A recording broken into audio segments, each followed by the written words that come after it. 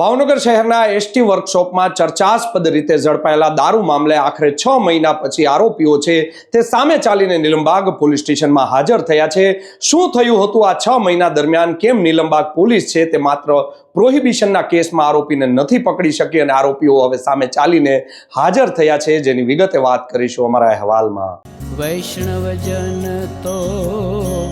તેને કહીએ જે પીડ પરાઈ જાનાને રે।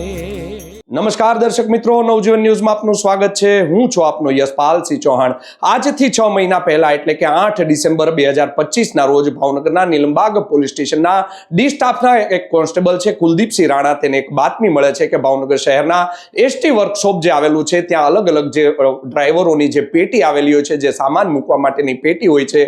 તેમાંથી બહારથી આ જે ડ્રાઈવરો છે તે ઇંગ્લિશ દારૂ છે તે લાવીને ત્યાં છૂટક વેચાણ કરાવી રહ્યા છે, જેને લઈને નીલમબાગ પોલીસના ડી સ્ટાફ દ્વારા એક રેડ છે તે ત્યાં કરવામાં આવી હતી અને રેડ દરમિયાન છે તે મોટી સંખ્યામાં ત્યાંથી ઇંગ્લિશ દારૂનો જથ્થો છે તે મળી આવતા ભાવનગર શહેર સહિત એસટી ડ્રાઈવર તેમજ કંડક્ટરો સહિતના એસટી વિભાગમાં છે તે ખળભળાટ મચી જવા માંડ્યો હતો। આ મામલે ભાવનગરની નીલમબાગ પોલીસ દ્વારા સૌપ્રથમ છે તે 8 લોકોની નામજોગ ફરિયાદ ગુનો છે તે દાખલ કરવામાં આવ્યો હતો,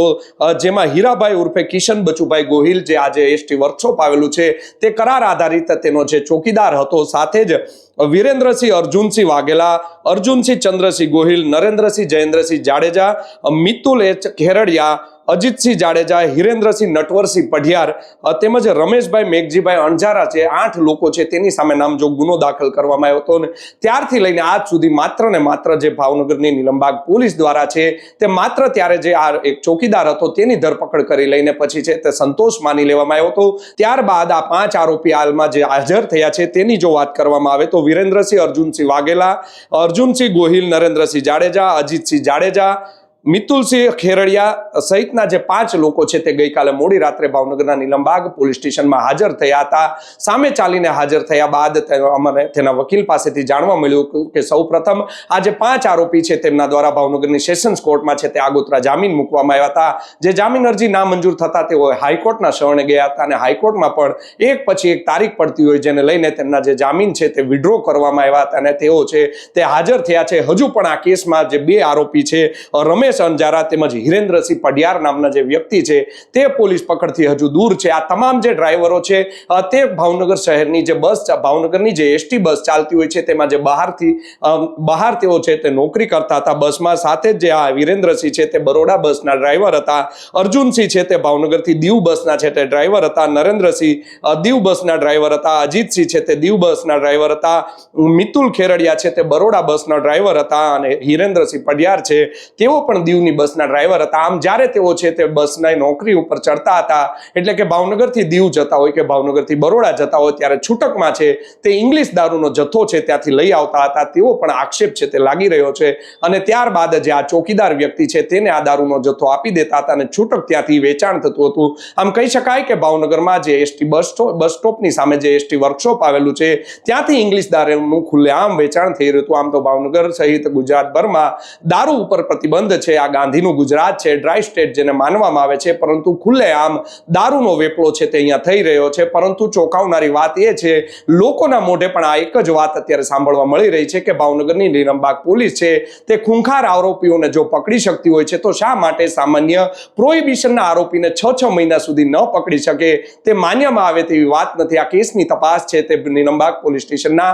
જે પીએસઆઈ છે જેજી મકવાણા તેઓ ચલાવી રહ્યા છે। તેમને પણ અમે પૂછવામાં આવ્યું હતું કે આરોપીઓ હાજર થયા છે કે કેમ, ત્યારે તેમનું કહેવું હતું કે તેમના આગોતરા છે તે નામંજૂર થયા હતા અને હવે વિડ્રો કરવામાં આવ્યા છે, તેઓ સામે ચાલીને હાજર થયા છે। કહી શકાય કે નીલમબાગ પોલીસ માટે આ કિસ્સો છે કે આપણે પ્રોહિબિશન કેસના આરોપીને નથી પકડી શકતા, હજુ 2 આરોપી ફરાર છે,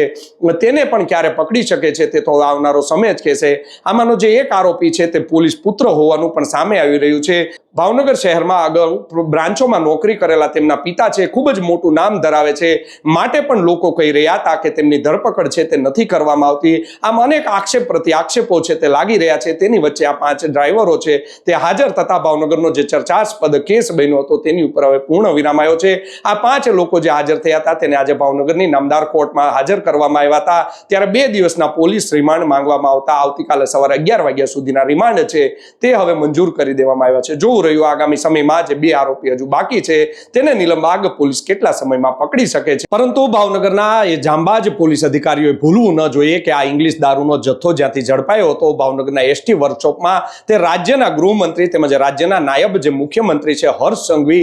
તેના હસ્તકમાં આવતો, તેના વિભાગમાં આવતો આ જે વિભાગ છે તેમાંથી આ દારૂનો જથ્થો ઝડપાયો છે. યોગ્ય તપાસ છે તે આમાં થવી જોઈએ, કારણ કે આ જો એસટી વર્કશોપ હોય કે એસટી બસ સ્ટેન્ડમાંથી જે ઝડપાતો દારૂનો જથ્થો છે તેને લઈને અનેક સવાલો પેદા થતા હોય છે અને અનેક આ વિભાગોથી તેના છાંટા છે તે પણ ઉડતા હોય છે. એટલે હવે આગામી સમયમાં ભાવનગર પોલીસ છે તે બાકીના જે 2 આરોપી છે તેને પકડવામાં ક્યારે સફળતા મેળવે છે તે તો હવે આવનારો સમય જ કહેશે. યશપાલસિંહ ચૌહાણ, નવજીવન ન્યૂઝ, ભાવનગર.